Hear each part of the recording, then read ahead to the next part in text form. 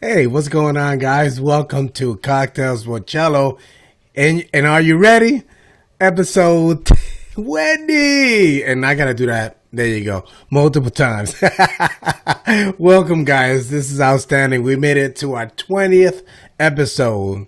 Thank you very much for you guys for your support and love. Thank you very much for tuning in and doing all you guys do to make sure that we are successful. So, hello fam. Thank you very much for joining us. Before we go any further, I want to let you know that all opinions and expressions are solely my own and do not reflect the opinions and expressions of my employer. The reason why I bring that up is that I work for the second largest waste and recycling company right here in Metro Atlanta. Mind you, they're a national, even global company, but I work in Metro Atlanta. And now, if we haven't met before, hey, my name is Marcello Arcele. How are you? I provide waste and recycling services for small to medium to gargantuan large organizations. So if you know someone that I can help, please have them reach out to me. My telephone number is 678-683-9136. I love to make sure that the solution they have in place is sustainable and makes sense and provides exactly what they need without it making it, a whole bunch of craziness. So guys, thank you very much for tuning in. Let me know what part of the world you're watching me from. If you're watching me from New York City, Atlanta, Georgia, and say with me, Bangladesh. So let me know where you guys are watching me from. If you're watching me live, let me know. If you're watching me there, just put in Team Live. If you're watching me replay, that's cool as well. I love that. So definitely let me know if that's where you're doing that from. And the other thing I want to let you know is while you're watching the show, please don't be shy. Share it with your network. Let folks know that you're watching and you support the show. So be sure to do that. And don't be shy as well. Share it with your network so people can get involved as well. And then if you hear something that you like, please let folks know by clicking and hitting the reaction button. But if you're curious, so let folks know. So I appreciate that. What I'm doing in the meantime, I'm actually gonna share the link that you guys could join the backstage pass. You guys already know how we do it here on Cocktails with Chello. So give me one moment. I'm gonna bring that up and share with you guys. I got it ready now, so all I gotta do is copy and paste. So it's gonna be pretty easy. So you guys gonna be good. So here you go. So that's the link to the chat, so you guys can tune in there. I see that we got a couple of new folks here, so I'm going to give you a shout out here. I got my dude, Senor Martin. Hello, Martin. Thank you very much for joining us. I got the Love Doctors in the house.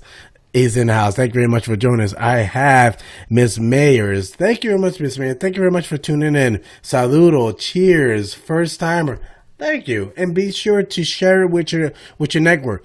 Do me a favor. You see that I just posted a link. If you want to join us, you're going to enjoy the chat. We have a great conversation. This is a very relaxed. You see, I don't even have a button down shirt. So it's a relaxed networking show. So you have something that you want to talk about, something you want to promote, click on the link. You join the chat, and we'd love to have an opportunity to have you connect with other folks here on LinkedIn. So be sure to share it with your folks. So Ms. Mayor, thank you very much for joining us. Now we got my dude in the house. We got Chris is in the house. Mr. Rouse is in the backstage hanging out. Got my dude, again, the Love Doctor coming in from India. And again, yeah, please let me know where you guys are watching from. And Team Live from Guadalupe in French West Indies, but I'm Trinidad, Tobago. Thank you very much. I appreciate that. I have a lot of friends from the islands, so thank you very much for joining us. And again, if you have something that you're wanting to promote, get a stage and let folks know, don't be shy. The link is in the chat. I'm going to post it again here. You could click on the link and you could join us on stage. So I'm actually going to bring on my first sponsor, which is Restream. And I love Restream because I could not do this without them. And if you guys you like this and you're watching this live stream and you're considering to do it for yourself, you could join Restream. It's a free platform. You can actually broadcast to over 30 different platforms like LinkedIn Live if you have access, and YouTube, Periscope, you name it, you get access to that. So if you want to connect with them on Twitter, their Twitter handle is Restream.io. Now, before we any further, I'll show you a brief video that they have, show you how easy it is to utilize their platform here. So let's go to the videotape.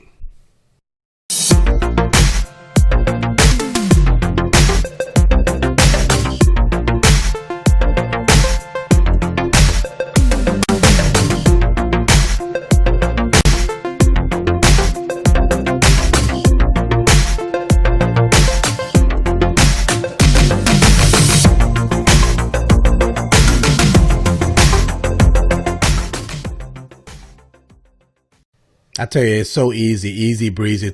So thank you very much for Restream for sponsoring Cocktails with Chello. Let me put my icon up there. And now I see that I got Ms. Mayers in the green room. So let me know if you want to join us in the chat. Mind you, you can leave your camera off if you like, and we could have a conversation. So you let me know in the chat if you want me to bring you in. So let me start bringing in my different guests in.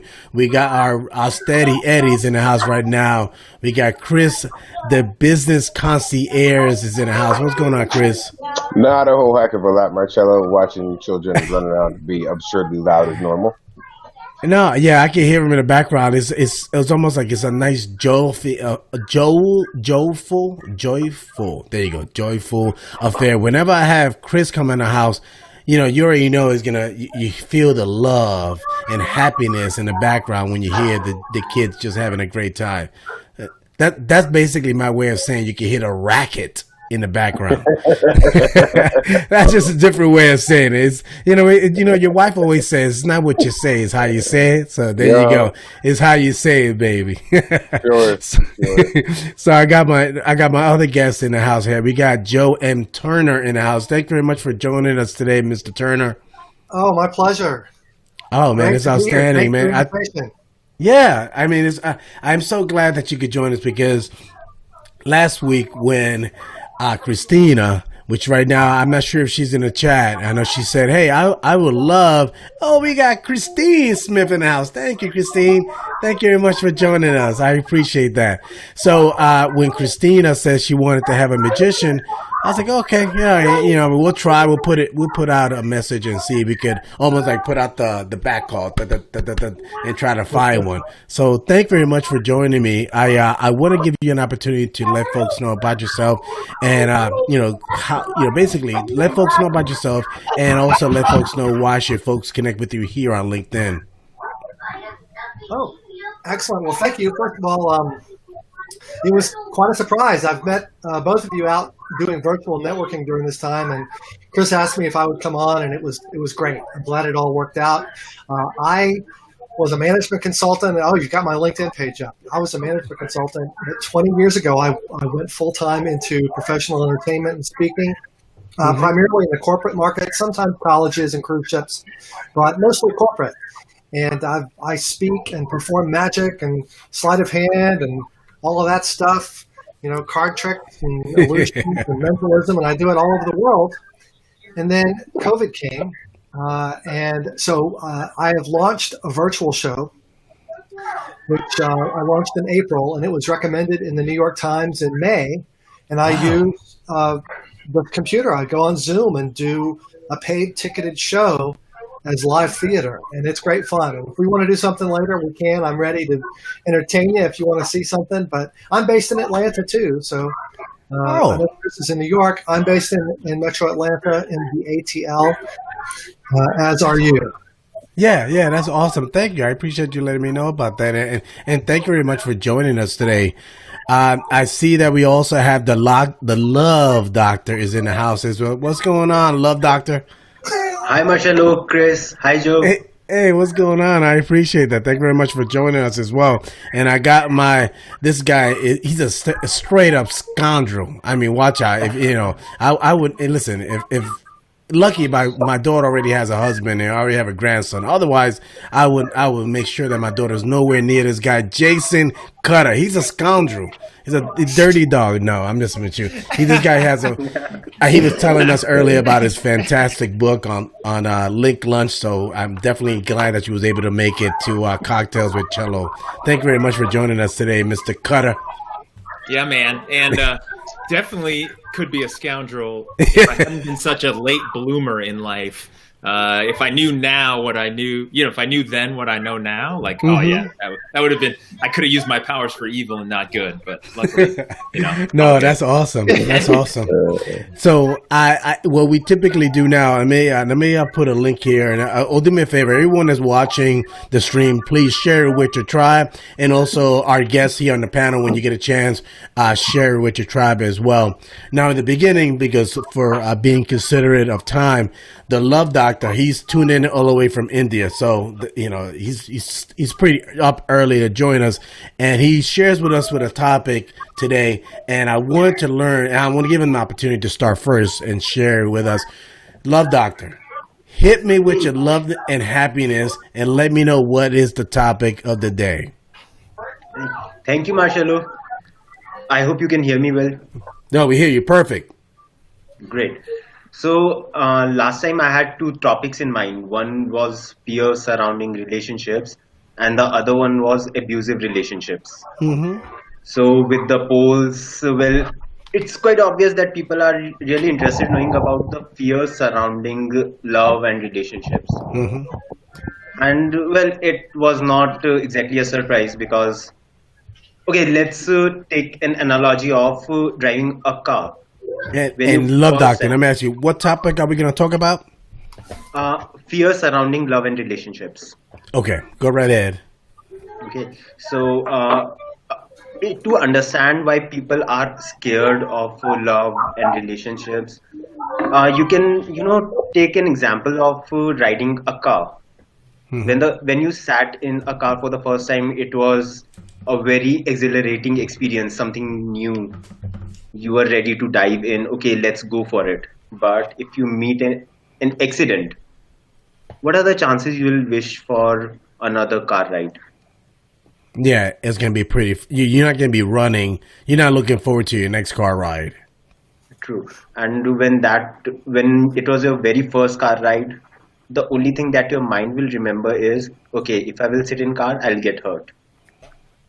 And what happens when you get into a relationship, or when you fall in love or think that you have fallen in love, is your mind takes you back to that memory. Oh, wait, stop. You know what happened last time you fell in love? You got hurt. So love is painful. And if the person themselves do not have the experience of love, they do not really know what love is. Let's be honest, we all have our experiences of childhood. No one has had that perfect, loving environment with them. Everyone had their traumas, something they would be not so comfortable sharing even. And let me ask you this. Let me ask the crowd here. You hear the Love Doctor, and you hear the scenario that he just shared. He said basically, if you were in an accident once, and after getting an accident, many of us watching this have been in an accident before. Unfortunately, we rely on our vehicles to get from point A to point B, so you find a way to get past that. But using that philosophy of being in an accident and using that same thought process or mindset in regards to relationship, how many folks have felt the same way? Let me know. Have you been in a wreck? A relationship wreck? Share that in the comments. Relationship wreck, and how are you feeling if you want to share your thoughts on that?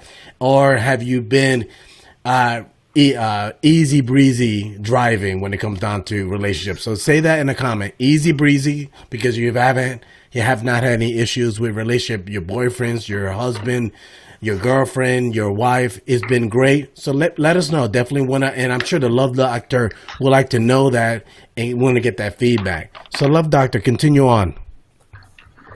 So thanks, Marcelo. Yes, I would love to know about your experiences, and if there's anything I can help you out with.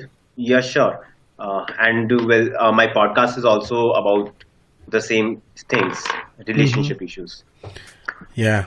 I see So that Chris said that he's been in a relationship wreck. You see, and you see in the screen, Chris Rouse said that he's been in a relationship wreck. So it's definitely challenging. And I know that Jason Cutter, he shared some of his personal history during the link lunch. So if you want to share that during the chat, please feel free to do that.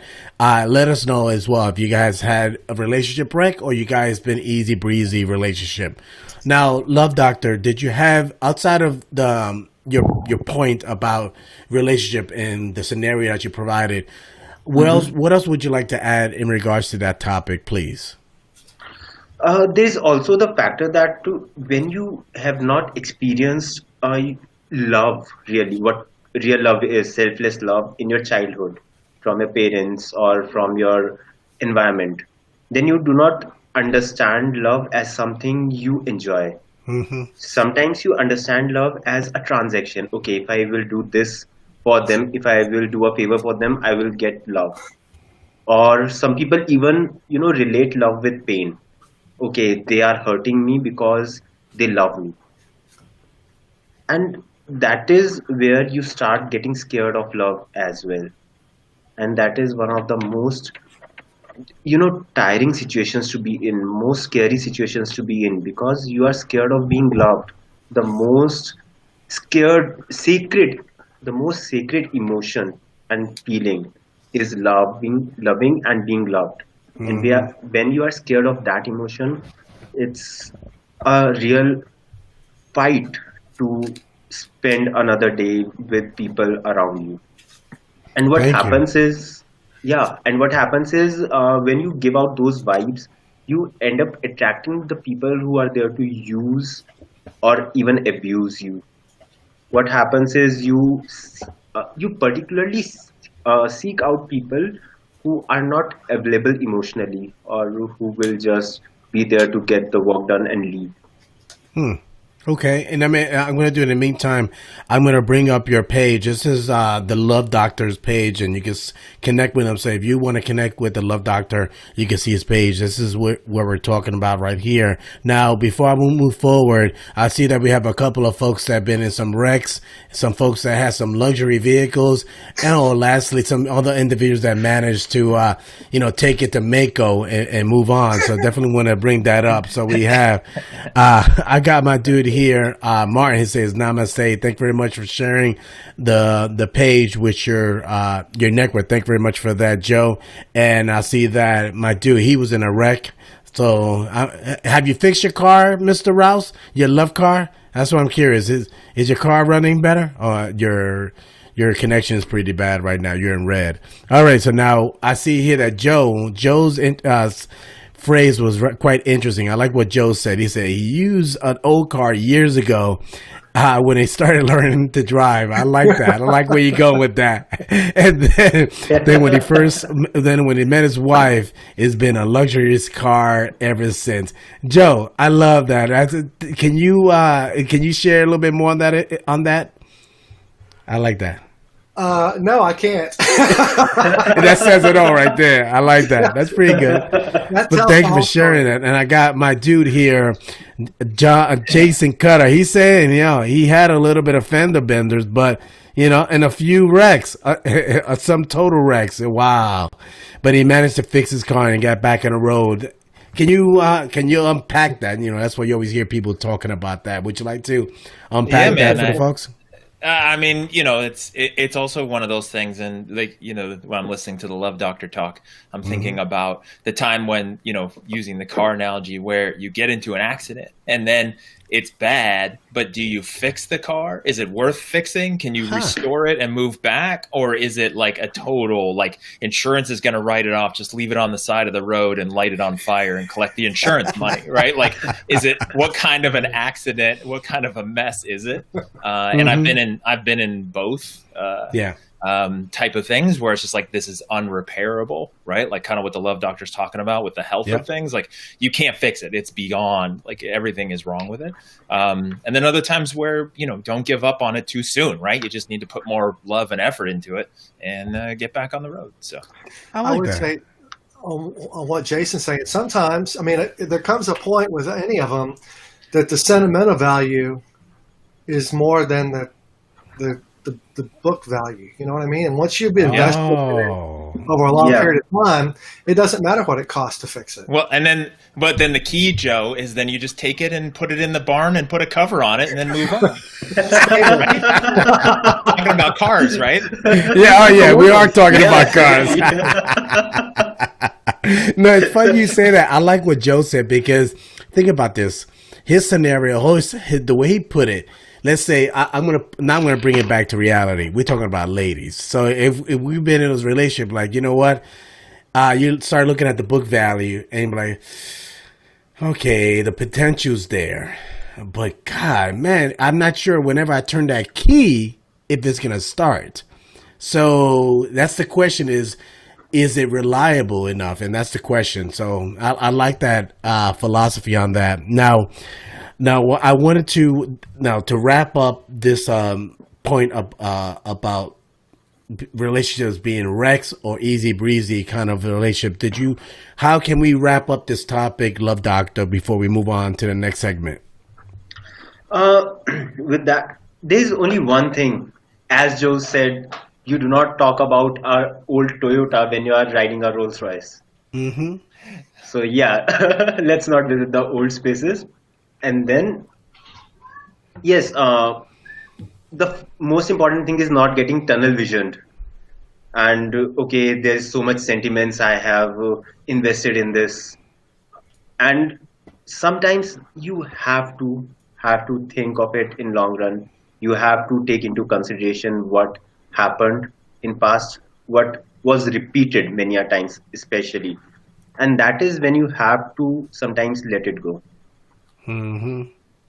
At the end of the day, it's your decision, but you have to know how much are you investing, especially when you can see the pain up ahead. Wow. And mind you, I know the Love Doctor personally, so I know he shares some ups and downs with me, so I can understand. As you listen to the Love Doctor and you hear him talking, I recommend you to definitely sign up to his podcast. And he put a link to his podcast earlier, and I'll bring it up on the screen. But he's coming from a deep place, a place that he's been there before. He's been in the mud. It's almost like going back to the car metaphor. His car has been stuck in the mud before, and no one was out there to help him, to give him that push to get out of that mud. So thank you very much for sharing that with us, Love Doctor. Now, can you tell folks outside of LinkedIn, how can folks connect with you? Oh, to connect with me, you can always drop me an email. I'll share my email ID over here. Okay, and you'll put it in the chat. Certainly. Okay. Outside of that, now, what's the name of your podcast, please? The podcast is called All Things Relationship Podcast. It's available on 7 or 8 different platforms right now, including Spotify, Google Podcasts, iTunes, Breaker, and so on. I have shared the link for Google Podcasts, Spotify, and iTunes. Thank you. I appreciate that. I thank you very much for that. Now, before I let you go, what is the topic of your next show? That was something I was really, interesting one. There has been a lot of difference in how relationships have changed over time, from 20 years ago or 40 years ago to today. What could be the reason behind it? As I was thinking, the majority factor could be availability. So if you guys want to know how the digitization, the digital availability of meeting with so many people have impacted relationships, that could be a really interesting topic. And what was the And topic? I'm sorry, it was breaking up. Repeat the topic name. yeah, so how digitization and accessibility to a lot of people through internet is impacting relationships and its longevity. Oh, okay, okay. I can see that it could be detrimental, and I could relate to that so much so that I have a lot of gadgets. People who have watched me in the past know that technology is not something that I have an issue with. So much so Yeah. that for me, given that I already know that, I purposely disconnect. I don't. Sometimes I'll leave my phones in the car, or I'll put all my phones on, do not disturb, and I'll leave them in my office purposely because I don't want to be tempted for the distraction. So I could definitely appreciate that topic. Thank you very much for sharing that, Love Doctor. Yeah. Now, I know I have the magician. We got Joe, and we also got Mr. Cutter. Either one of you guys press for time, and I want to make sure I can be respectful of each other's time so I can decide who goes next. Okay, so I don't know if I Jason. want to follow the magician, but Yeah, it's a definitely, smart man. Smart man. So, Jason, I'm going to bring up your page, and I want to let folks give you an opportunity to let folks know. Give you an opportunity to let people know about yourself and why should folks connect with you here on LinkedIn. So go right ahead, sir. Well, the end result of where I'm at in life right now is that I'm a coach, a consultant. I help businesses and individuals with their sales effectiveness, helping them sell more effectively, build systems, processes. Like I just love everything sales related and coaching and training and teaching people. It's really what excites me the most. And the reason why I say it that way, kind of where I'm at now, is because I wasn't destined for sales early on in life. I mean, such that my bachelor's degree is in marine biology and I tagged sharks for years. That's how much I didn't want to deal with people. Like I was not raised to want to deal with people. Like I said, I was a late bloomer, awkward, shy, only child who was bullied as a kid. And, I tried to get jobs that were not dealing with people. And then I ended up falling into sales when I was 27. That was my first sales job. And I even ran away from sales a couple of times and just kept getting pulled back into it. Mm-hmm. And I think part of that actually makes me successful and makes it really, makes me effective in selling and persuading and helping people, because like I get it. Like I wasn't natural born, Gary V, who's, selling people stuff when he's, 4 years old out of their own yard. Like that was not me in any stretch. So, and then I have my book that just came out last week. So Selling with Authentic Persuasion, which is what I'm all about, right? It's being authentic. It's self-awareness. It's knowing who you are and what your strengths are, traits to be successful, why you want to be in sales and be successful, and then persuading, right? The subtitle is Transform from Order Taker to Quota Breaker. And so it's about not just being an order taker, not just sitting back and hoping people buy. Usually people do that because they're so afraid of manipulating and, being that bad guy like you see in the movies and TV shows. And so I help people find that middle ground with persuading like a professional. Love that. I mean, you know what it is? I've known you for some time now. We've been connected, and the posts that you put on LinkedIn and, our interaction on previous live streams, you've made an impact, and I could just, it's not what you said, it's how you say it. So I appreciate your candor. I appreciate your, just your sincerity. And I'm quite happy that we're connected, and I'm looking forward to find ways for us to further strengthen our personal brand. So I'm glad that you was able to come on today and have an opportunity to talk about your book. We're interesting enough, given that you are in sales, and we're going to be talking about sales later today. The topic that we're going to be talking about later today is going to be about video and how to utilize video to improve lead generation. Now, that's going to be, that's the teaser, that's the proverbial carrot. So people that are watching, that's the topic of today. Curious to know what's your take on that, Jason, on utilizing video. And I expect that you're going to say is a good vehicle, but what's your philosophy? What's your thought on that? Well, so for me, I think and this goes into the authentic self-awareness piece, is you got to go whatever's comfortable for you and whatever's natural for you. I mean, you don't necessarily want to hide from it, but a lot of people don't like doing video. I don't like doing video. Especially depending on your setup and what you have to talk about and how confident you are. Maybe it's not video. Maybe it should be something else. And I think when somebody knows that they should, that's the should word, right? Like they should do video and they try it and it doesn't go well. Like it doesn't feel right and it's awkward and it's terrible, but they're doing it. That's more damaging than not doing any videos for lead generation. So I think part of it's just awareness. Like do what's best. But it just really comes down to why. Why do you want to do video? Why do you want to do sales? What are you trying to persuade people for and why? Like big picture, what's on your vision board? Why does it matter to you? And then once you're clear on that, then you get on video and it's easy because it's just like you're not worrying about anything because you know why you're doing it. Yeah. The first thing that comes to mind to me when it comes on to video, I like to use video in my line of business to educate customer, or educate my either current customers or future customers. So much so, like, given that you're in sales and you understand the philosophy of, making sure that individuals are a good fit for any particular product that you're selling.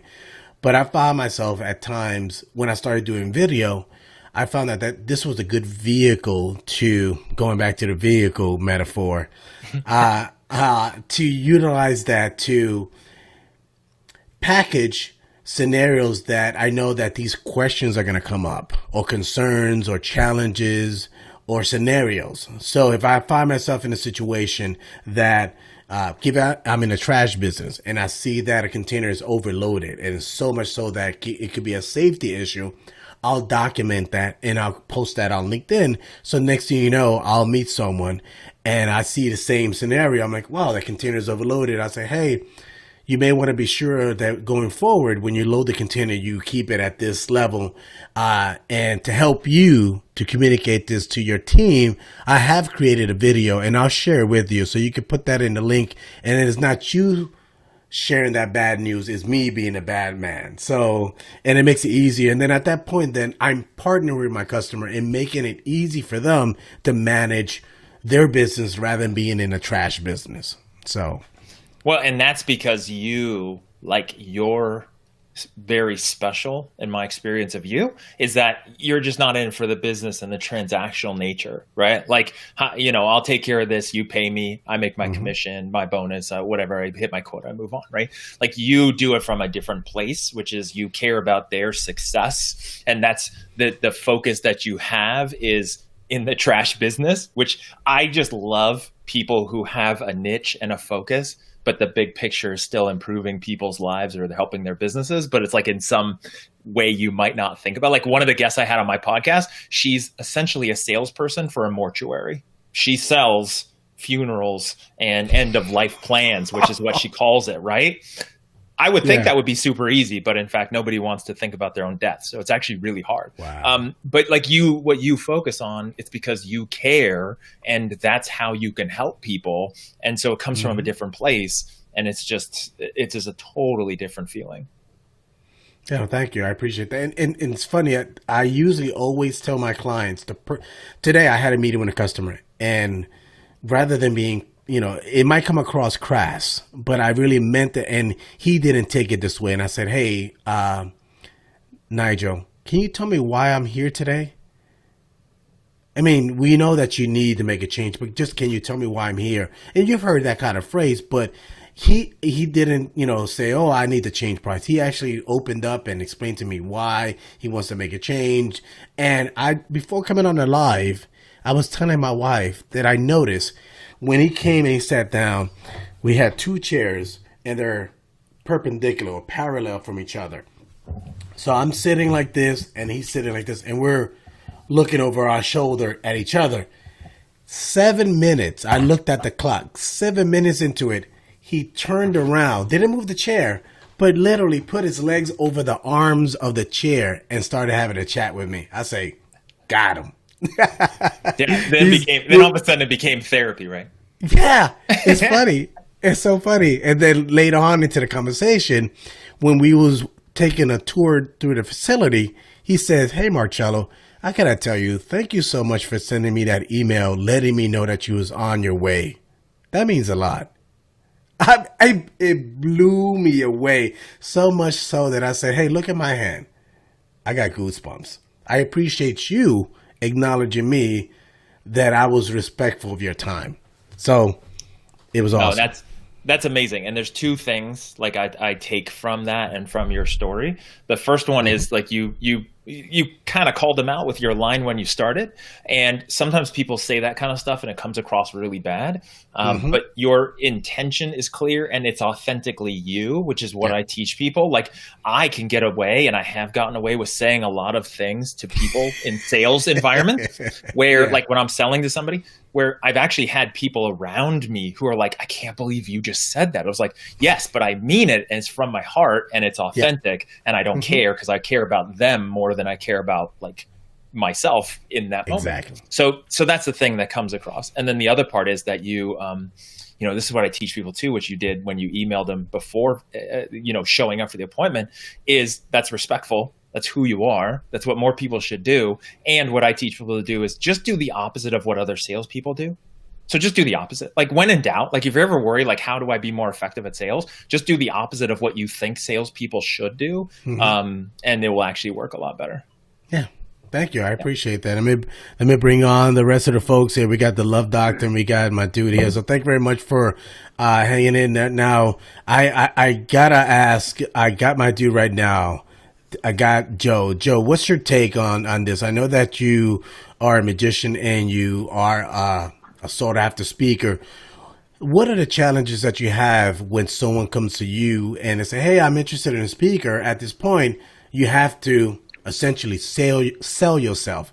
How, can you share, either challenges or your point of view on that topic? Well, gosh, first of all, when Jason was talking about having sort of resisted being in sales, I can totally relate to that. He was a biology major, Marine. I was a physics guy, so I didn't have to sell anything. It was just science. And then I got a job at a consulting firm as my first job out of college. I never had to sell anything. I just showed up where I was told and did the work. And so it was a struggle to get into learning to network effectively and to sell. And I guess it was to my benefit not ever having had any sales training that I did beat my head against the wall for a while, but eventually I learned what he's saying is it's about being who you are and developing authentic or just real relationships with people. And that certainly changed it. When people come to me, the hardest thing I have to deal with is their prejudgment of what I do, because they already have in their mind what a magician is. And then I kind of have to help them unlearn some things and then show them what I really do, because they think I'm a clown or I do, balloon animals or something for a party. And that's great. That's just not what I do. I come from a corporate experience. So I think part of it is having the right to explain to them why they're wrong. And the only way I can get to that point is for them to trust me and for us to be realistic and having, like what you were saying before about why am I here? You have to earn the right to be able to say that. Yeah. See, like this is perfect. That's why I try to preface it, because there's polar opposite opinions. So obviously, like you said, you have to earn the right, and I get that. And that's very typical, and I can understand that as well. But then also Jason said my delivery was it was good enough for him to know that I was being genuine. And obviously it could have fell on either end. And essentially I knew I was literally just shaking the dice and tossing it and see which way it went. Really. But the fact is, my confidence level, or how confident I am with my product and how I can identify individuals' needs and how we could streamline the conversation and not waste each other's time and make sure that, or uncover if this is going to be a good fit, I could do that effectively and quickly. So in doing so, I felt confident that I could say that. And then if he felt that it was a bit rude, then he could say it, or his body language would have said it. I think that's what you were conveying, though. You convey that through your confidence and your attitude. And so you've earned that right, maybe not verbally, but people can tell from your attitude, your body, what you were saying about body language, just the way you carry yourself, probably even in the way you set the appointment. Yep. Already laid the groundwork for you to be, you're saying genuine, he's saying authentic, but that authenticity that groundwork was already laid from the time that from the first time he interacted with your brand personally. And that's kind of when, in my speaking, I talk about what is the first experience people have with your brand. Do they have some amazing moment? Is there something interesting about it that stands out from the background noise? And, you convey this sort of casual, it's like this street smart, but also professional attitude that people know it's probably going to be fun to have a meeting with you. And I feel like you've already earned the right to go in there and say something maybe most people wouldn't have said. Well, thank you. I appreciate that. And without belaboring this specific topic or scenario, I'll share something, and I'll digress after this. He shared with me, through our conversation, I shared with him that the scenario that he had in place, I've recommended a solution for another company that was nearby. And when I mentioned it, he said, "Oh, it's funny you mentioned that, because that's the reason why I called your company. I saw that the container at my previous company was yours, and this is why I called you guys, because I'm interested in making a change. And I'm gathering if you were servicing my previous company and they're happy, chances are you guys could provide the same expectation or solution here as well." So it was just ironic that the situation that he has, or the challenges that he had at a previous company, is the same that he has now in the current company, and chances are it's going to be a good fit. So it worked out. So now let me bring back everyone on the screen here. Give me 1 second. Let me bring it up. Now, I see that I have, let me look at the comments that we had earlier. Ms. Myers said earlier that she had a wreck before, and she took the insurance money and bought a new eco-friendly car. I like that. I like that.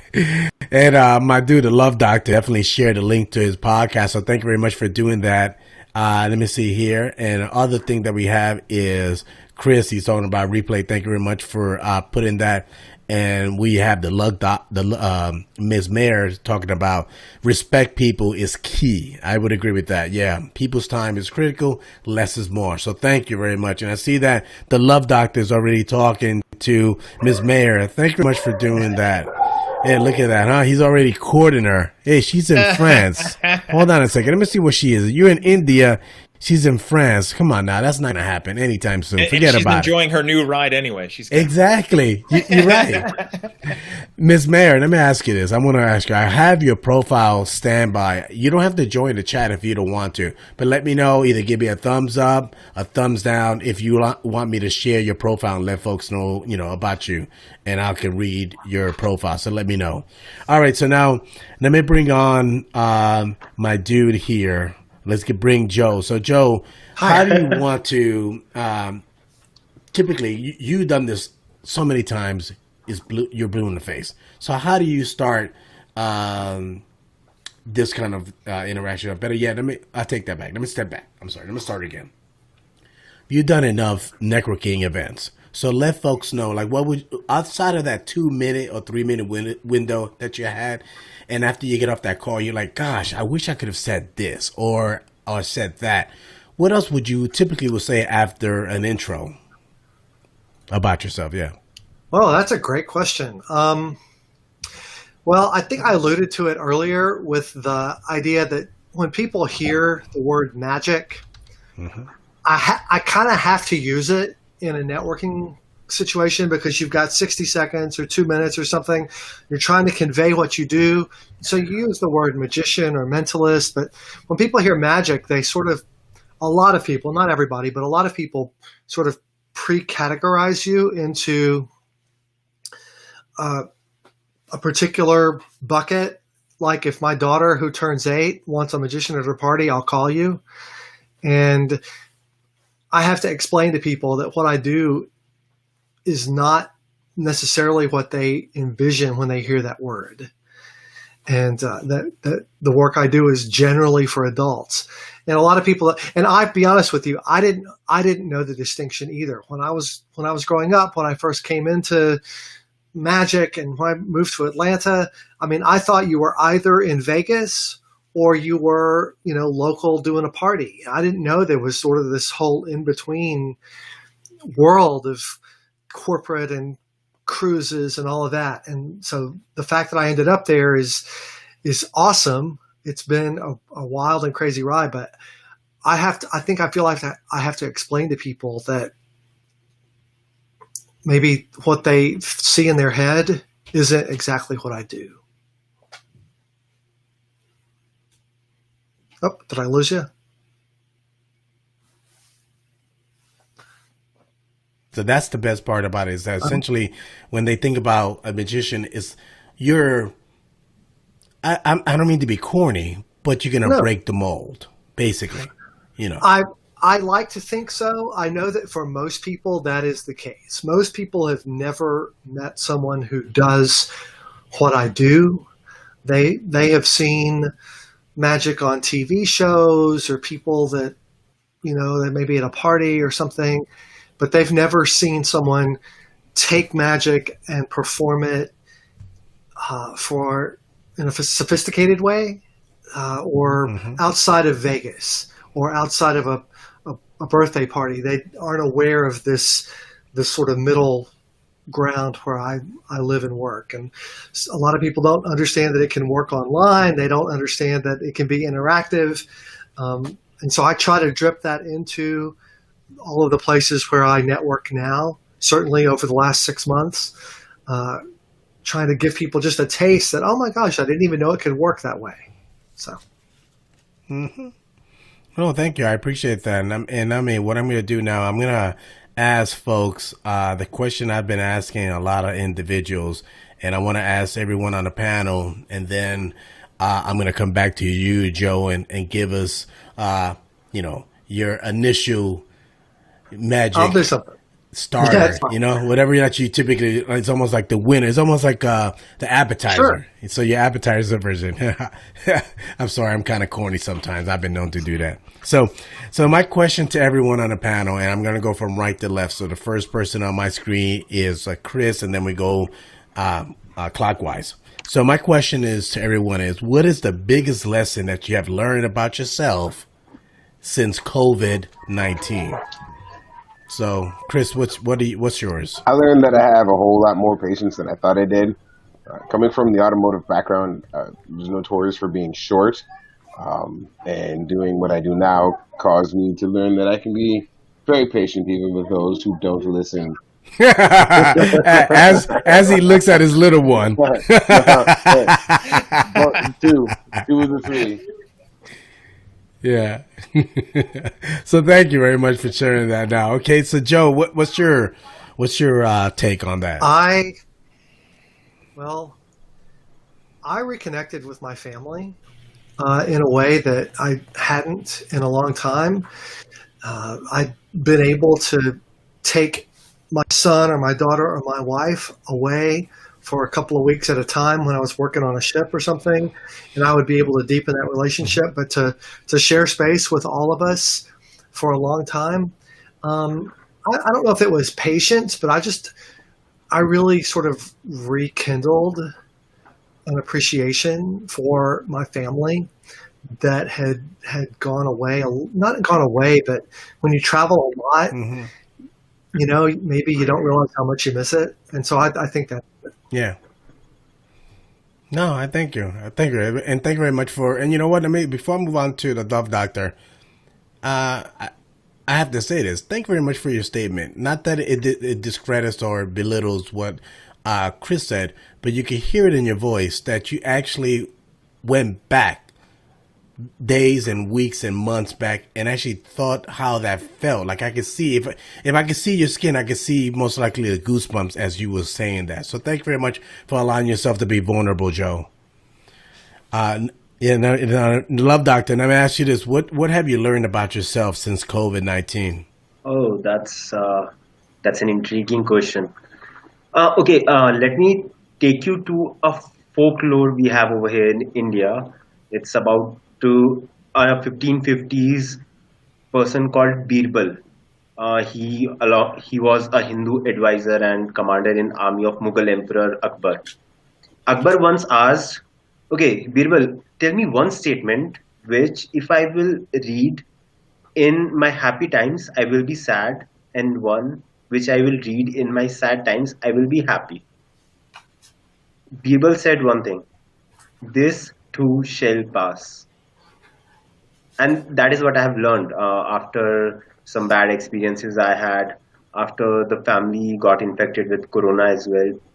It was tough times, and well, the future was not too well visible even at moments.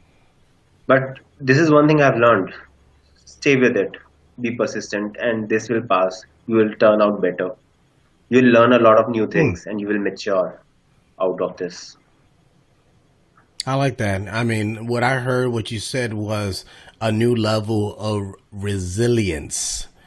And that's what I heard when you said that. So yeah, so thank you very much for sharing that. Precisely. All right, Jason, what's your take on it? What have you learned about yourself since COVID-19? It's interesting because I live in Northern California, so we've been locked down and still locked down for a very long time. There was a brief period of about a month there where you get a haircut and eat inside of a restaurant, and then that all stopped. But it's very similar to, like, I said earlier, I ran away from sales for a while, and I actually deployed as a civilian overseas and would be gone 5 months at a time, like in nasty places. And so it's very much like that. Like, this is easy because I did. As a salesperson? No. that you deployed? Like, this is when I was not in sales. Like, I took a break from sales. I was a civilian contractor Okay. working on classified projects, and was Oh. literally, this is just like that. I mean, 5 months of being in the desert, 5 months of being locked at home. But the thing I realized about myself, and I really see in other people, is people's, my default nature when things are like this, seeing opportunity and seeing relationships and seeing growth and seeing, like, the positive things. Like, to me, it's become even more clear in this, where it's like, with this time, what can I do? Like, what do I want to have done by the time things get to some kind of normal? And others I see where it's like, okay, they're in this and they're shutting down, and they're just like, their default mode is very glasses half empty, just kind of shut down mode. And for me, it's like, how do I do more? Right? Like, this is a great opportunity to expand, like Joe said, relationships and reconnect, and then business and the book. And it's just like, how do you do more? Yeah. Wow. That's profound. I appreciate you sharing that. Yeah. I guess now when it coming to me, I guess when it comes down to it, I just realized that I just didn't appreciate time, and just the concept of time. I didn't appreciate it as much as I do now. I mean, I just was very cavalier how I spent my time, and I realized that now that I had more time, essentially, I didn't know what to do with it, and I find myself, say, okay, well, what am I going to do? The best scenario that I could give you that made me aware that how I was mismanaging my time was, on a given Sunday, I will wake up maybe, let's say, 11 o'clock in the morning, and that's fine. But I know before the night before, that there were certain projects I need to complete to ensure that I'll be successful the upcoming week for work. Now, given that said, I woke up at 11 o'clock. So at 11 o'clock, I'm like, I'm a bit munchy. So I want to have breakfast. So okay, so I have breakfast. This is my way to procrastinate, right? So I have breakfast. I sit down and like, oh, I'm gonna eat breakfast. I'm gonna watch CBS Sunday morning. I got gray hair, so that's how I like to start my day. So I watch that, and then I'm like, you know what? Guess what? I didn't watch Saturday's CBS morning news.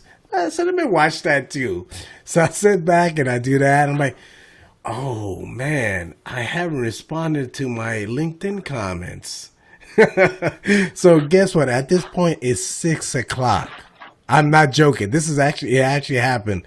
Then I'm like, well, you know what? I'm actually hungry now. So I might as well have dinner because, I got the munchies again. So I have dinner, and next thing you know, I have dinner and I watch something else while I'm having dinner.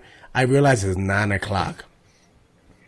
So 8 hours later, or more than 8 hours later, all the time that I could have utilized to do the work that I needed to do, and then at this point I could have just sit back and relax, I procrastinated. So I became more aware of how to effectively use my time and not procrastinate as much. It doesn't mean that I've turned a new leaf, but it's peaking, and I'm doing a little bit better here and there. So well, and I think that's awesome that you realize that. And I think one of the things that I learned that fits into what you're saying is also, because we're all at home and no one's leaving, is to also allow yourself for like that guilt-free day, because it's terrible when I should be doing, but like I'm procrastinating, but I'm not even having fun procrastinating because I feel guilty. Instead of like what I've gotten to over the last 5 months is screw it. Like today is a nothing day. Like just going to hang out. I don't care. No guilt,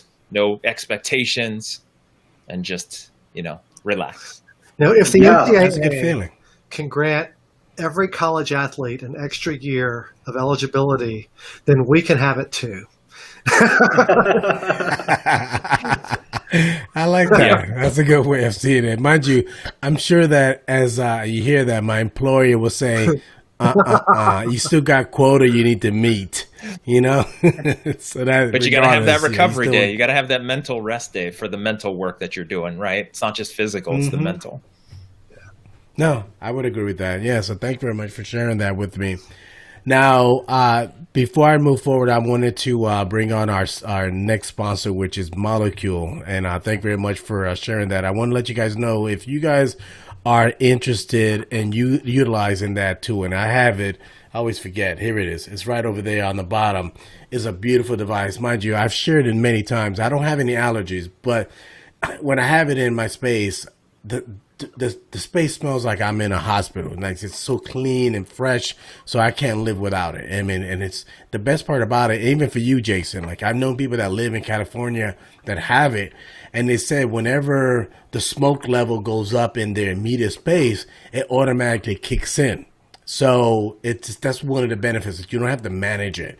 And if you did want to manage it, it has an application that you can connect with it via Wi-Fi. So it's definitely heaven sent. So definitely recommend that. If you guys are interested in purchasing your own Molekule, all you have to do is, through the checkout process, utilize code cocktail 10, and that it will be 10% on your purchase of anything in that basket. So thank you very much for that. I want to just briefly show a commercial from Molekule just to let you know how neat their service and product is. Are you breathing clean air? EPA research shows we spend up to 90% of our time indoors, where air can be up to 5 times more polluted. Molekule is air purification reinvented. As air flows through the device, a light-activated Pico filter breaks down pollutants at a molecular level, including bacteria, viruses, and chemicals. Protect your indoor air with Molekule. Available at molekule.com, Amazon, and Best Buy. Yeah, I tell you, this stuff is pretty neat. So if you guys are in need of it, definitely recommend you guys to do that.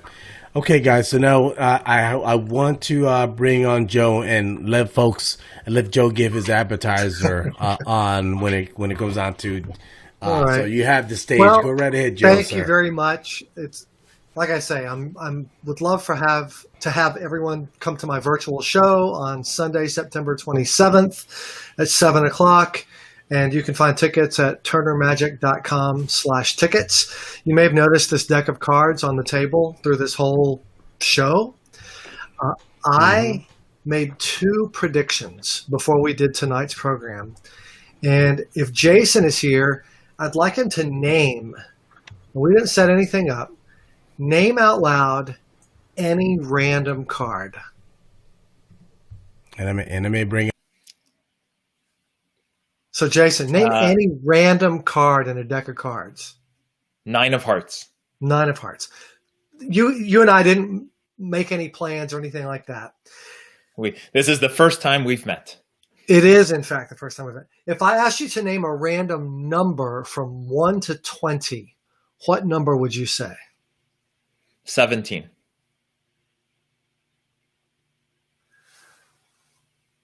I want you to take a look. We can zoom in close on this pack of cards. I'm not going to change the order of anything. We'll just take the cards out of the deck, out of the box. And he said 17. And so there's 1, 2, 3, 4, 5, 6, 7, 8, 9, 10, 11, 12, 13, 14, 15, 16. This is card number 17. The cards were in the box on the table.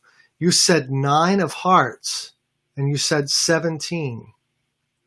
And the card at position 17 in the box is the 9 of hearts.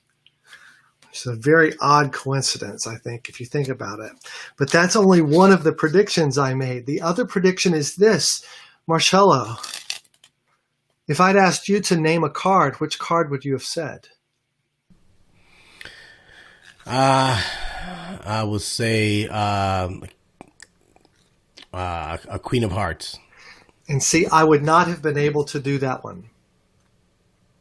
Because before I came onto the show, I had taken one card out of the deck altogether and had put in my pocket in case someone said the Queen of Hearts. So there you go. Magic online. Okay, wow, that is amazing. Now, okay. So now when it comes down to using magic, I'm just want to know, other than making people smile and amaze, how do you utilize magic in your presentation, especially when it pertains to being hired to speak? How does that intertwine and interwoven within the different services that you provide? Sure. Well, the way I sort of present it is as a metaphor, right? And other people use the things that they've done in their life as the sort of the hook for what they're talking about. If they climbed Mount Everest or they survived some trauma or whatever it is that we've done. And in my life, I've had the opportunity to perform in the theater and in magic. And so I use those experiences to help people draw analogies for things that they can do differently. For example, in magic, there's different kinds of things. Some people talk about, some branches of magic or experiences in magic may relate to just some sort of overt manipulation. You see someone do something almost like juggling. You can see that they're very dexterous. And so they have a high degree of some highly developed skill. And that's what makes us pay attention to them. Right? In magic, if someone can make a coin go across their fingers, or in football, if they can run the fastest or jump the highest, or in ballet or whatever it is, we admire people who have an overtly developed skill. And that's what amazes us. And in business, our talent is basically the depth of our expertise. And the question is, how often or in what ways do we communicate our expertise to people early on in their interaction with our brand? And so if you look at my LinkedIn page, you scroll down, you're going to find an opportunity to engage with my expertise. If you go to other people's page, you'll see that video. There's some video there. I want people to have the opportunity to see me do something, because that communicates to them that I have a certain competency, a certain level of expertise. And I challenge my audiences, well, how are you communicating your expertise in the first 10 seconds of the time people interact with your brand?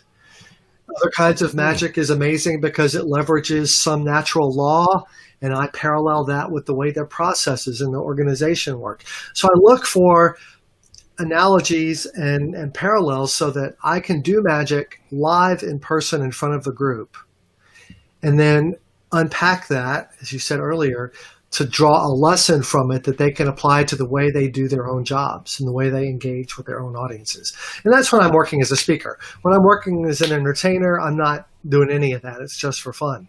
But I really love the opportunity to take what I do into a corporation, into an association, and help them learn how to communicate with their own audiences in a way that makes them more amazing to their group.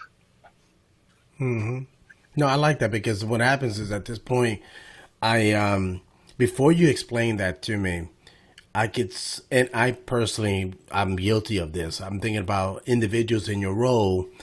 I would think that you're going to come out here and entertain me, which is fine.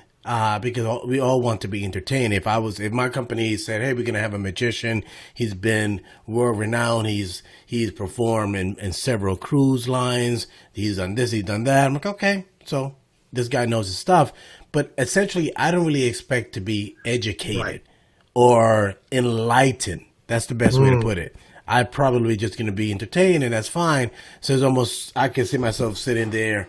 And I'm with my cell phone, like, okay, oh, I had never seen that one before. So I like your approach, and quite frankly, I respect it. So thank you very much for sharing that, because really, when it comes down to it, you've just provided the WIFM, the why, what's in it for someone to hire you versus another magician.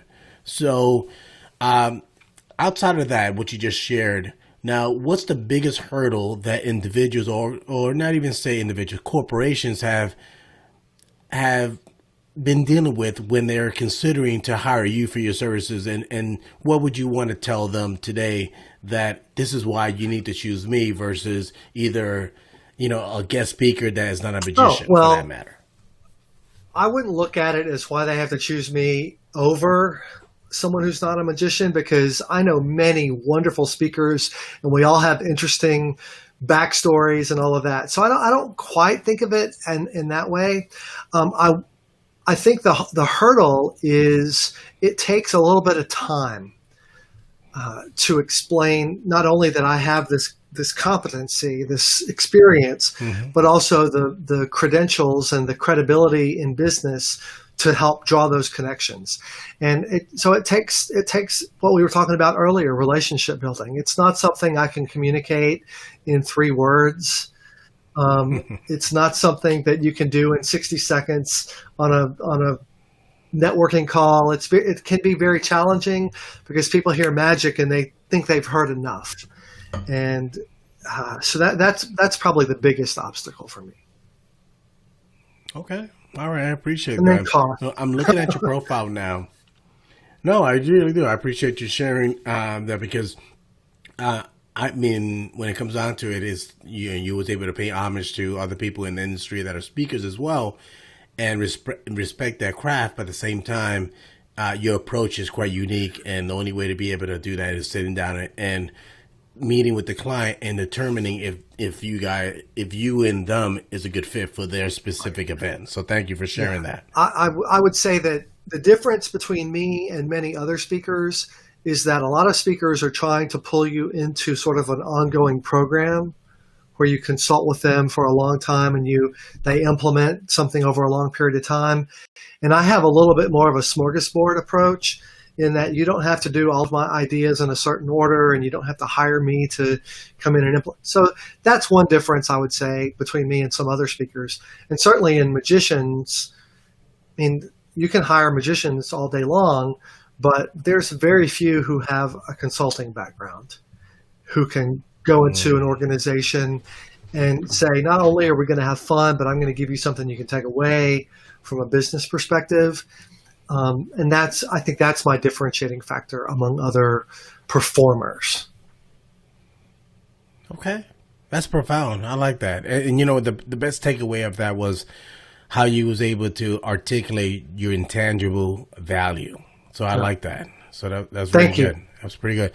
Yeah, I mean, mind you, I've been known to be a magician from time to time. I mean, I'm far from what you do. Trust me. I mean, the only thing I could typically do is like sometimes I'll snap my finger, and something weird sometimes happens. Like I might just go like this and go, and boom, I become a little kid. Sometimes that happens, you know. So it generally does. It sometimes it doesn't. It's like a delay, but you know, but that generally happens, you know. Or I might just become the person in a whole bunch of puzzles. That happens sometimes. I'm all over the place, but it really, really, really happens because I'm just overwhelmed with so many birds in my house that it just I'm too busy to deal with that. So I'm sure you can relate. Every day, it's something. All right, let me bring everyone else on the crew now. So, what do you guys think about our magician? What you guys your thoughts on this? You guys, for free, anyone could jump in first. I mean, it's magic, man. How awesome is it? It's awesome. Mm-hmm. Yeah, yeah, it's pretty awesome. I do appreciate that. Now, let me ask you this now, Mr. Love Doctor, you're good to stay on for the rest of the show? No, I actually will be going for a bike ride now, cycling. Okay. So yeah, but there's one thing. So now, when is your next show? What day do you release your next show? So I could, you could gracefully exit. So let folks know, when should folks expect your next show? The next show will be in like 12 hours from now. The next podcast episode will be in 12 hours from now. And well, I prefer to release every Friday and Tuesday, but the times do change sometime. So yeah. And okay. Fair enough. As far as magic concerns, there's only one thing. Earlier, I used to, think of sales as something pushy. But then the people I started working with, I think of it as magic as well now. When I met someone who literally said, no, okay, I do not want this product. Then they talked to the person I'm working under. And within 1 hour, I got a confirmation that they are in for the sale. So yes, for me, sales is magic as well. Okay, I appreciate that. Thank you very much for that. Well, Love Doctor, thank you very much for tuning in. I appreciate that. I know that you have to go head out to your bike ride, so thank you very much for joining us. Yeah. And I look forward to having you joining us next week for another segment of Love and Relationship on Cocktails with Chello. Yeah, I'm dearly looking forward to it. Thank you, sir. You take care. Bye-bye. Bye-bye. So what do you think, Mr. Cutter? What are your thoughts on the magician? I have the ultra analytical brain like he does, like we were talking about, and so it just blows me away. Mm-hmm. I'm thinking the old me would think, okay, how did he do it? What did he do? And then the new me and just where I've gotten in my life is like the mentalist side, and I just know what kind of stuff is possible with the brain and with like just what seems like magic. And just what you can do and the powerful force. I just think it's amazing. I love it. And then the other thing too that I'm thinking as Joe's talking is, and I can't remember the source, I was trying to remember it, but if you really want to be successful in life, take two different skills and combine them together, right? So being really good at public speaking and coaching and training, being really good at magic, you put those together, now you're different than most of the people on the planet and you're extra valuable. Right? Like you, Marcello, it's like, empathy and care and sales and waste. You put those together and video, and it's just like, unlimited. Like it's totally differentiation factor. So there was a book where it said that, where it's like that guy's key to success was finding two different things. Like if you're really good at something, then figure out how to be good at public speaking as well, and then combine those, and you're off to the races. So. That's awesome, Joe. Thank you. Yeah, I like that. Yeah, I like that. And now I just thought about something. It's kind of kooky, but I want to ask you, Jason. I know sometimes people have their books in Audible format, Are you considering to have yours set up that I way? am. Short, funny story with that. I was like, well, you know what? The best thing to do as a smart business person is to outsource and find somebody to do that and pay them and leverage my time so I can do other things that are worth more.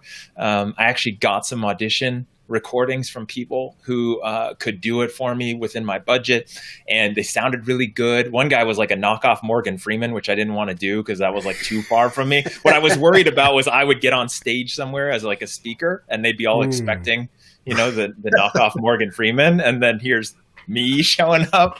Yeah. So anyway, so then I got some copies. I sent it out to a lot of my supporters, and they're like, your book is called Selling with Authentic Persuasion. It should be you. That would be authentic. And I was like, that's fair. And, people get to know me and my voice. So yes, I'm actually in the process. Starting next week, I'm going to start recording it. For every hour, every hour of recorded audio, it usually takes about 4 to 5 hours of total production and everything. So yeah. And for every 10,000 words, it works out to be about an hour finished audiobook. And so that's going to be about 5.5, 6 hours for me of finished book. So it'll be a process, but that's coming soon, man. Well, the reason why I bring that, thank you. The reason why I brought that up is that you guys saw, we had the Love Doctor in, and he shared, a topic. And the only reason why I say a topic because, when I first had him on, he seemed like he brought a book. I said, hold on a second, Love Doctor. Let's just stick to one topic, right? So now, given that said, I'm going to share my platform with you if you like. And we talked about this via Messenger. Yeah. Either you could decide if you want to either have a couple of pages, maybe several pages, whatever it might be, or maybe even a chapter or a topic for that matter, in your book. And you're welcome to come back next week and the week after that, and you can decide, okay, so what topic are we going to talk about, and what chapter is that from your book?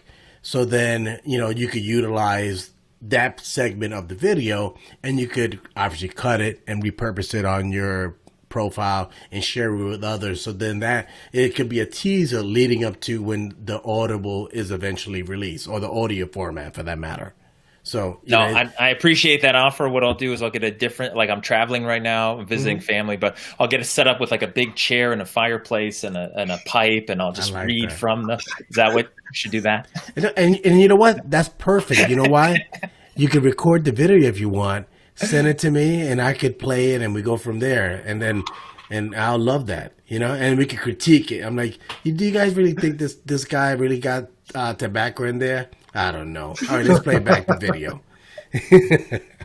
So yeah, love it. No, I appreciate that offer. No, I Thank will. you. No, that would be fun. I mean, there's a lot of like little bits of topics that could help anybody who's selling in any way. And obviously, like the Love Doctor, and like all of us here on this call, like there's so much we could share. So that's why my podcast is 5 days a week, 15 minutes a day. Like there's so much. So yeah.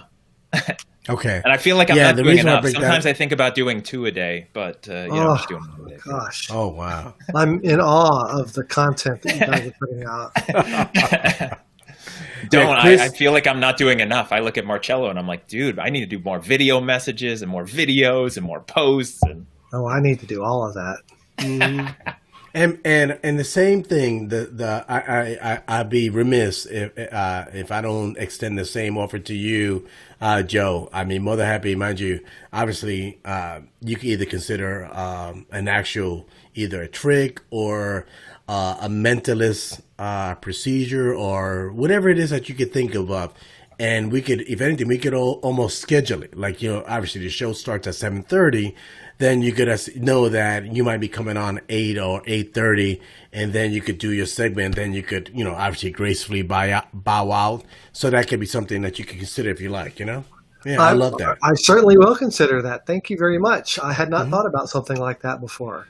Yeah, I appreciate that because essentially Cocktails with Chello started out as a networking show. And Jason has seen that before. And Linked Lunch, what we did earlier today, was a spinoff of Cocktails with Chello. Cocktails with Chello has been known to last anywhere between 2, 3 to as much as 4 hours long.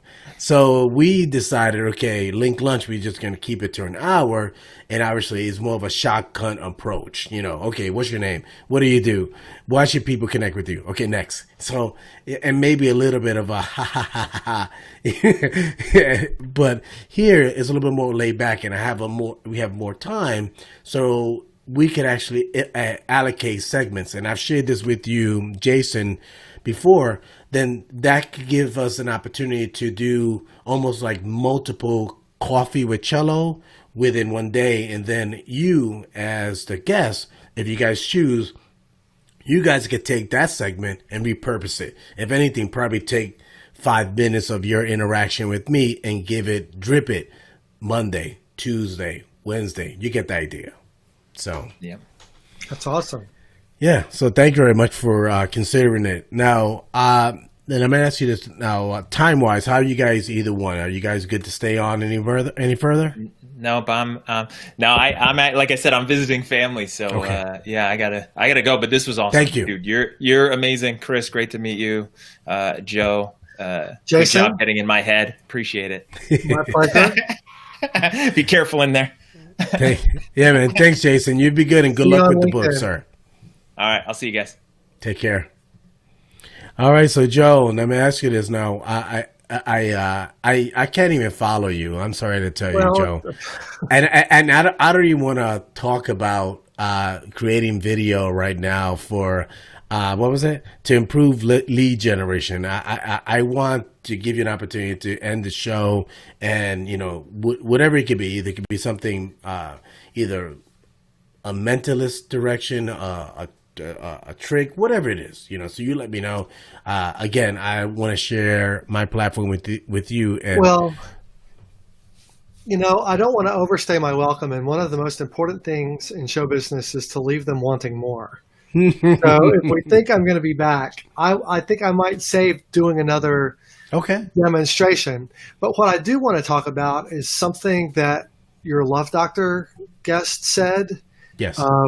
And Nishant, and also Jason alluded to, was this idea of magic being real. And Nishant was saying, I believe it's real and all of that. And we kind of joke about it, but that's the book that I have wanted to write.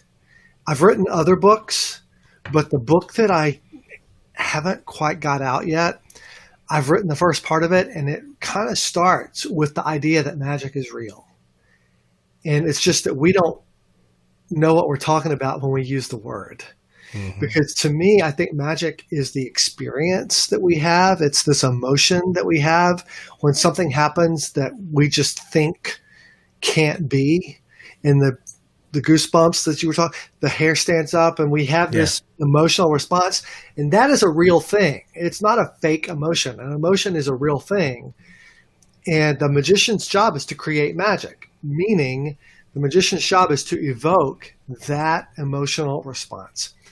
And so I start with the idea that that is a real thing, and that's the goal. And that's the goal for me on stage or in a conference or whatever. It's the goal for you on video in these amazing, online parties that we're having. Mm-hmm. It's the goal for every small business person who is going on virtual networking over the last 6 months, and even in real life. I mean, the goal is we want people to have an emotional response to what it is that we do, because that's people buy on that. People buy on emotion and use logic to justify it. Mm-hmm. And I just, so that what you said before and what they were saying about is magic real, and that we kind of laugh it off, but I'm going to make the argument that it is real. It is actually a thing, but it's just not the thing we thought it was. It's this other thing. It's this emotional, it's just a name for an emotion that we have, and we don't know what else to call it, but it's this amazement, this astonishment. That's magic.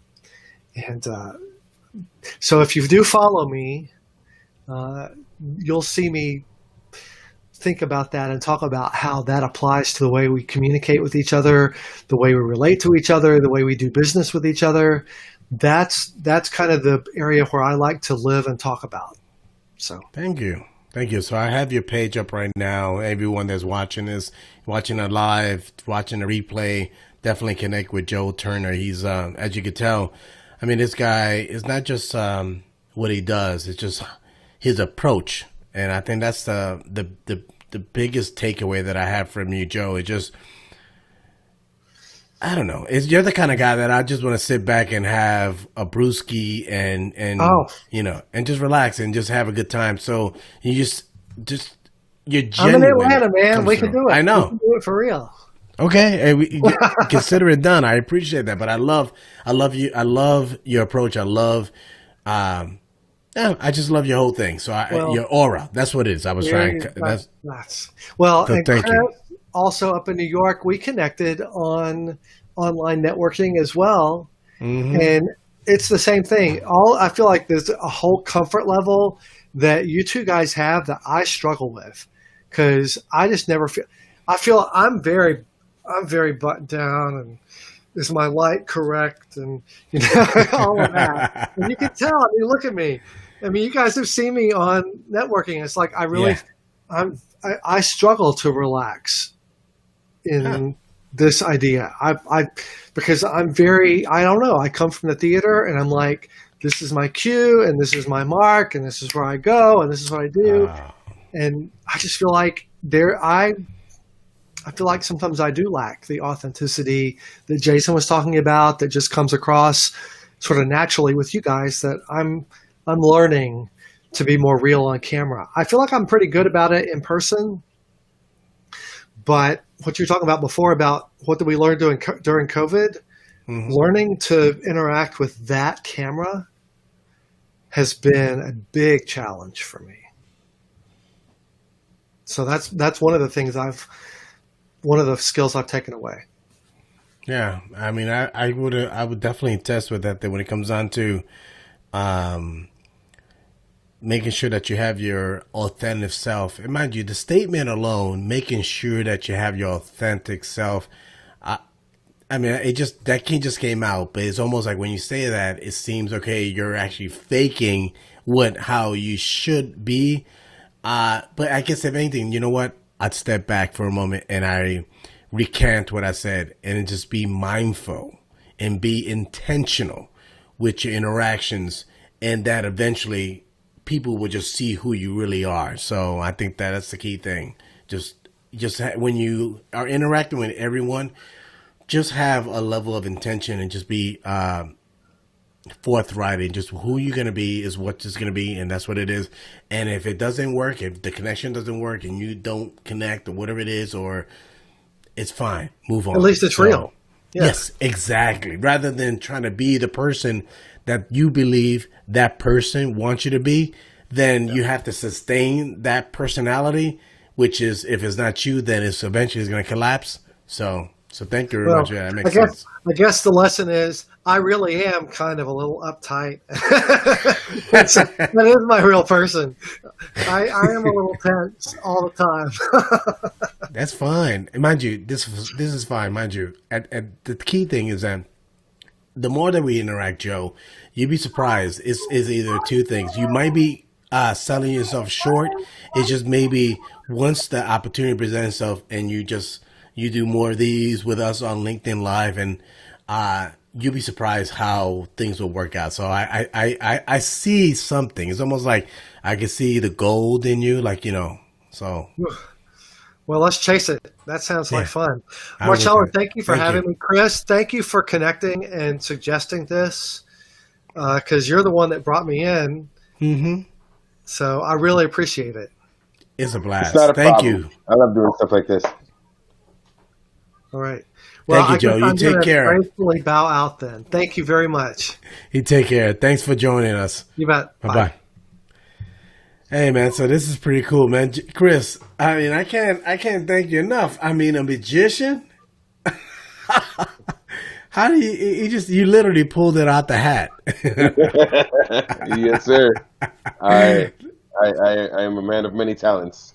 one of those Oh man, that talents was is awesome. connecting. I can't thank you enough. That was pretty awesome. And I'm sure that Christina watch it. She'll watch it on a replay. You know, life does happen. I know people are, you know, it is what it is. So she was not able to watch it live, or if she did, you know, she probably was preoccupied. So either way, thank you so much for doing this. This is awesome. Now, and this is what I'd like to ask. What's new and exciting in your world since we last chatted?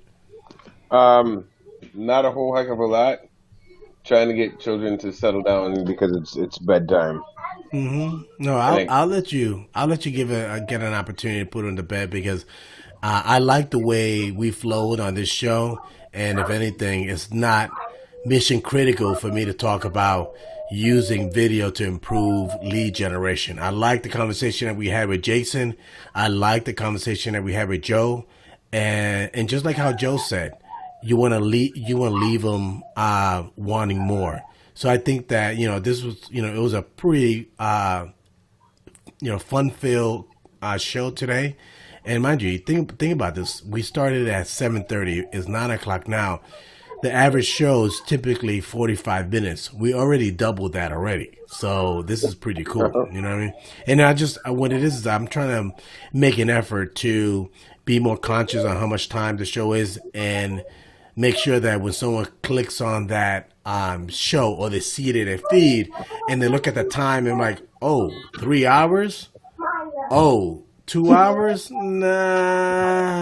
So if I could probably give them something that they might be more inclined to start watching, you know, because I think sometimes just looking at that time could be a bit of a deterrent and almost... Absolutely, it's a daunting task. Yeah. Yeah, so, you know, just I don't want them to feel that they have to commit to that entire time. So, now, I know you said nothing has changed since then. What do you have planned for the weekend that is family friendly that you could share with us? I plan on getting Twitch up and running. Okay. That's good. Good. Well, Chris, thank you very much for joining with me today. I know you definitely, it's clear that you have a lot on your plate, and I can't thank you so much for bringing Joe, the magician. I mean, that was just amazing. And I say it from the bottom of my heart, I thank you very much for making that happen. Right, Chello, you're part of me familia at this point, brother. Man, you're awesome. Thank you, man. Listen, you have a great evening. Thank you very much for joining me today for Cocktails of Chello, episode 20. And you have a wonderful evening. I'll talk to you soon. See you later, Chello. Take care, man.